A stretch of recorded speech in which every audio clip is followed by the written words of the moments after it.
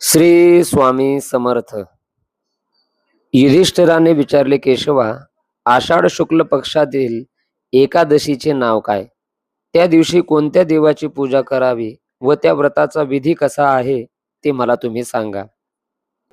श्रीकृष्ण म्हणाले, पूर्वी जी कथा ब्रह्मदेवाने नारदाला सांगितली तीच आश्चर्यकारक कथा मी तुला सांगतो. नारदाने विचारले, पित्या ब्रह्मदेवा, आषाढाच्या शुक्ल पक्षातील एकादशीचे नाव काय आहे व तिचे महात्म्य काय आहे ते मला सांगा, कारण मला विष्णूची आराधना करायची आहे. ब्रह्मदेव म्हणाले, कलयुग आवडणाऱ्या मुनिश्रेष्ठा, तू चांगले विचारलेस. तू खरोखरच वैष्णव आहेस. त्रैलोक्यामध्ये एकादशी सारखे दुसरे पवित्र व्रत नाही.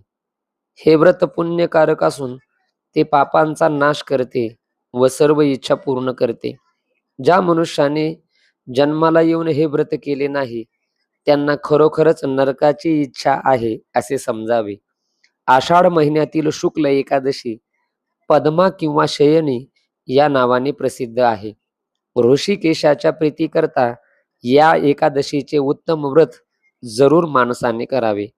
आता मी तुला या एकादशीची पुराणातील कथा सांगतो. ही कथा ऐकल्यानेही महापापाचा नाश होतो. पूर्वी सूर्यवंशामध्ये मानधाता नावाचा राजा होता. तो चक्रवर्ती, सत्यप्रतिज्ञ व प्रतापी होता. तो आपल्या प्रजेचे पालन धर्माने व स्वतःच्या औरस पुत्राप्रमाणे करीत असे. त्याच्या राज्यात कधीही दुष्काळ पडत नसे व कोणालाही कसल्याच आधी व्याधी नव्हत्या. त्या राजाच्या कोषागारात अन्यायाने मिळवलेले धन थोडे सुद्धा नव्हते. तो अशा प्रकारे राज्य करत असताना पुष्कळ वर्षे लोटली. एकदा राजाच्या पूर्वजन्माच्या पापामुळे त्याच्या राज्यात 3 वर्ष पाऊस पडला नाही. त्यामुळे सर्व प्रजाजन वैतागले व भुकेने आर्त झाले. राज्यात धान्य अजिबात नसल्यामुळे देवयज्ञ, पितृयज्ञ, अग्निहोत्रे व वेदाध्ययन हे सर्व बंद पडले. तेव्हा सर्व प्रजाजन राजाकडे आले आणि म्हणाले, राजा, प्रजेला हिताचे ठरेल असे आमचे बोलणे ऐक. पुराणामध्ये पंडितांनी पाण्याला नारा असे म्हटले आहे. तेथे पाण्यातच राहण्याचे भगवंताचे घर आयन आहे, म्हणून तर भगवंताला नारायण असे म्हणतात. नारायण सर्वांच्या हृदयामध्ये राहतो. हा भगवान विष्णू पर्जन्य रूपच आहे. पर्जन्याची वृष्टी तोच करतो, त्यातूनच अन्न निर्माण होते. हे राजा, असा हा पर्जन्य नसेल तर प्रजेचा नाश होतो. तेव्हा नृपश्रेष्ठा, ज्यामुळे पाऊस पडेल व आमचा योगक्षेम चालेल असे काहीतरी कर. राजा म्हणाला, प्रजाजनांनो, तुम्ही सांगितलेले अगदी खरे आहे. अन्न हे ब्रह्मस्वरूपच आहे. सर्व चराचर जग अन्नामुळेच स्थिर आहे. सर्व भूत मात्र, प्राणी मात्र अन्नातूनच निर्माण होतात. जगाचे जीवन अन्नावरच चालते. पुराणात व लोकाच्या तोंडून मी असे ऐकले आहे की राजाच्या अनाचरणामुळेच प्रजाजनाला दुःख भोगावे लागते. मी सूक्ष्म बुद्धीने विचार करत आहे. मी काही पाप केल्याचे मला आढळले नाही. तरीही प्रजाजनाचे हित व्हावे म्हणून मी सर्व प्रयत्न करीन. राजाने असा विचार केला आणि विधात्याला नमस्कार करून व बरोबर मोठे सैन्य घेऊन तो गहन वनामध्ये गेला. तेथे तप करणाऱ्या श्रेष्ठ मुनींच्या आश्रमांना त्याने भेटी दिल्या. त्यावेळी त्याला ब्रह्मदेवाचा मानसपुत्र असलेला अंगिरा नावाचा ऋषी दिसला. त्याच्या तेजाने दाही दिशा उजळल्या होत्या. तो जणू दुसरा ब्रह्मदेवच आहे का काय असे वाटत होते. त्या ऋषीला पाहून मानधाता राजाला आनंद झाला व रथातून उतरून त्याच्या पुढे हात जोडून एखाद्या सेवकाप्रमाणे उभा राहिला.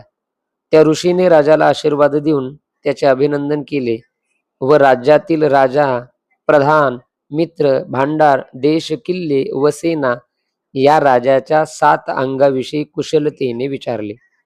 राजाने स्वतःचे कुशल निवेदन करून ऋषींचे कुशल विचारले.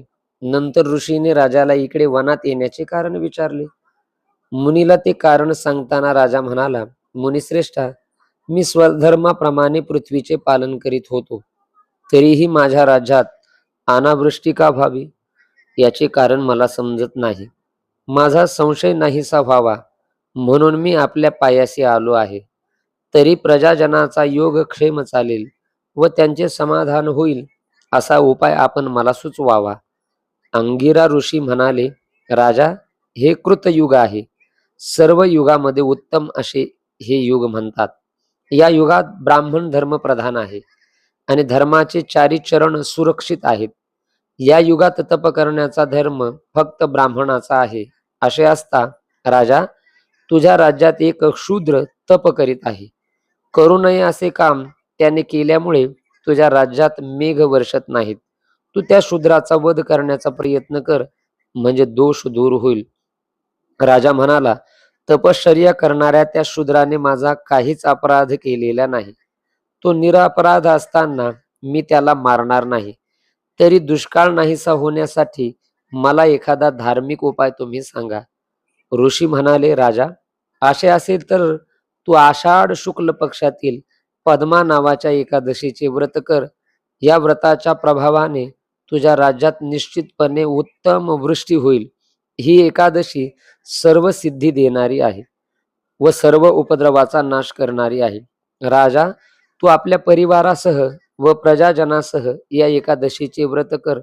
मुनीचे हे म्हणणे ऐकून राजा घरी परतला. आषाढ महिना आल्यावर त्याने पद्मा म्हणजेच शयनी एकादशीचे व्रत केले. ब्राह्मण, वैश्य, क्षत्रिय, शूद्र या चारीही वर्णाच्या प्रजाजनांनी हे व्रत केले. राजा त्या सर्वांनी असे व्रत करताच मेघांनी वर्षा सुरू केली. सर्व पृथ्वी जलाने भरून गेली. मग थोड्या दिवसातच पिकांना शोभा येऊ लागली. ऋषिकेशाच्या प्रसादाने सर्व लोकांना सौख्य लाभले. याकरता पद्मा एकादशीचे हे उत्तम व्रत अवश्य केले पाहिजे. हे व्रत ऐश्वर्य व मुक्ती देणारे आहे व सर्वांना सुखदायक असे आहे. एकादशीचे महात्म्य वाचल्याने किंवा ऐकल्याने मनुष्य सर्व पापामधून मुक्त होतो.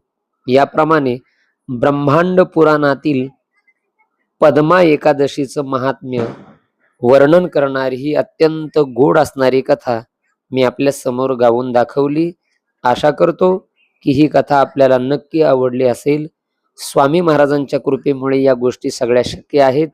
आपल्या सर्वांना विनंती आहे, स्वामी महाराजांची कृपा व्हावी वाटत असेल तर चॅनलला सबस्क्राईब करा.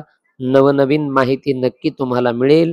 लाईक करा आणि कमेंट बॉक्समध्ये श्री स्वामी समर्थ लिहायला अजिबात विसरू नका. धन्यवाद.